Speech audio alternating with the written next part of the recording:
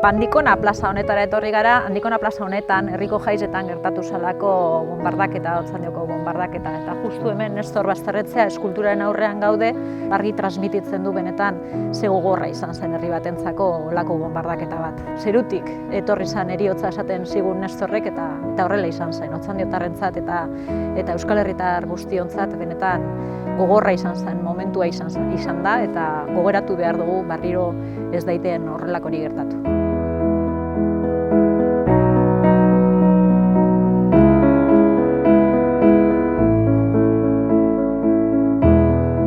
Euskal Herria Bilduk memoria errekuperatzeko hainbat ahalegin egin izan ditu urte askotan, eta Madrilen memoria hori errekuperatzeko ahaleginetan gabiltza. Izan ere, uste dugu inoiz baino garrantzitsua dela ariketa hori, ahalegin hori egitea.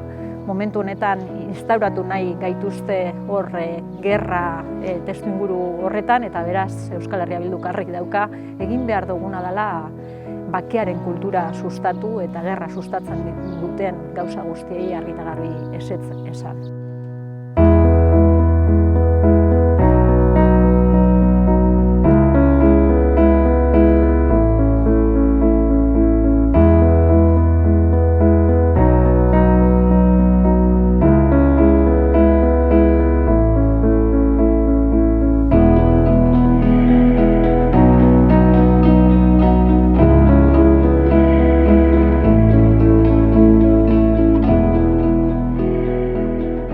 Beste azken ekimenatariko bat izan da Angel Salas Otxandioko bonbardaketan ardurak izan dituen pilotuari momentu honetan oraindik dituen meritu eta kondekorazio guztiak kentzeko eskaria egin du.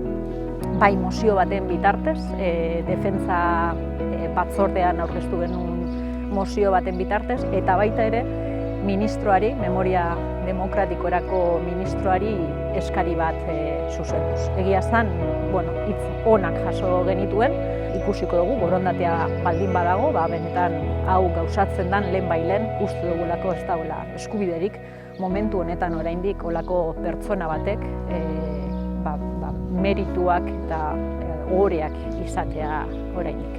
Beraz, lanean jarraituko dugu, Otxandioko herriak argi eduki daitela, Euskal Herria Bilduk ahalegin guztiak egingo dituela hori lehen gauzatzeko, eta gure herriarentzako aurrera pausoak izan aldiran gauza guztiak jarraituko dugu lanean.